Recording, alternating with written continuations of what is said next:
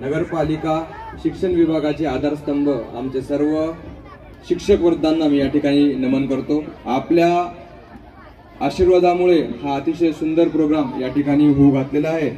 तसेच मंचावर उपस्थित आपले सूर्यवंशी साहेब, तसेच मंचावर उपस्थित माझे मित्र कुणकर साहेब आणि ज्यांनी या कार्यक्रमासाठी सर्वांची सांगड घातली असे आपले प्रशासन अधिकारी खतीब साहेब यांचे सुद्धा या ठिकाणी मी स्वागत करतो आणि आभार व्यक्त करतो।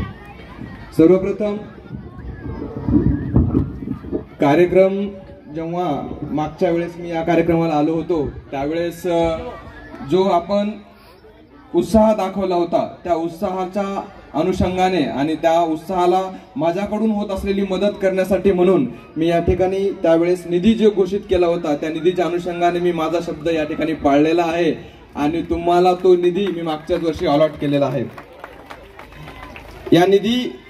हा निधी देतोय म्हणजे या निधीमध्ये आपला तेवढाच हक्क आहे, फक्त एवढंच आहे की माझ्याकडून द्यायला उशीर झाला आणि जो उशीर झालाय त्या उशीर मधून जी काही चूक मला सुधारण्याची जी संधी त्यावेळेस मिळाली होती त्या संधीतूनच मी तुम्हाला त्यावेळेस पैसे अलॉट केले होते आणि त्या पैशाच्या माध्यमातून आर्थिक क्षमता जेव्हा मी तुम्हाला उपलब्ध करून दिली त्याच तुम्ही माझ्या विश्वासाला पूर्णपणे पात्र उतरलात।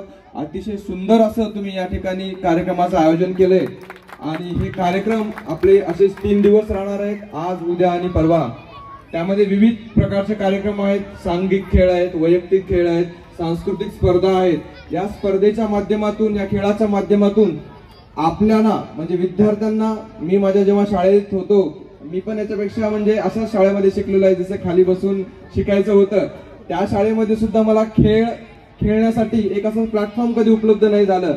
बट सुदैवानं मी आज अशा ठिकाणी आहे की मी प्रत्येक ठिकाणी ज्या ठिकाणी जाईल त्या ठिकाणी प्रत्येक विद्यार्थ्यांना मी प्लॅटफॉर्म उपलब्ध करून देऊ शकतो आणि तुमच्यातल्या कलागुणांना मी पुढे आणण्यासाठी माझ्याकडून जी काही मदत होईल ती मी वारंवार या ठिकाणी करत राहील।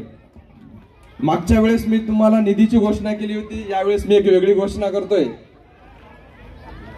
या स्पर्धेमध्ये ज्या शाळेतील विद्यार्थी सर्वात जास्त पदक किंवा सगळ्यात जास्त गुणांनी पास होतील त्या शाळेंना मुख्याधिकारी आणि अकोट नगर परिषदेतर्फे 1 लाख रुपयाचं बक्षीस मी या ठिकाणी जाहीर करेल।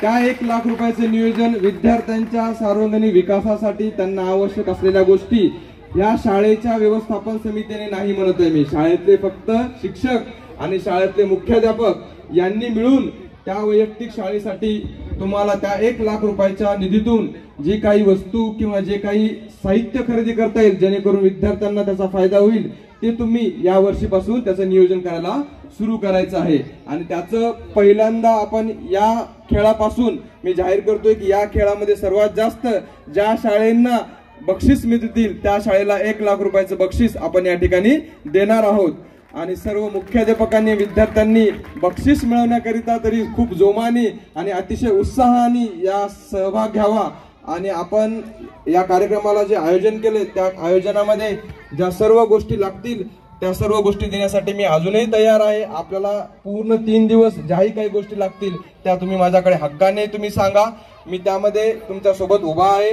ज्या गोष्टी मला देता येतील ज्या गोष्टी माझ्या शक्य आहेत त्या सर्व मी या ठिकाणी तुम्हाला उपलब्ध करून देईल।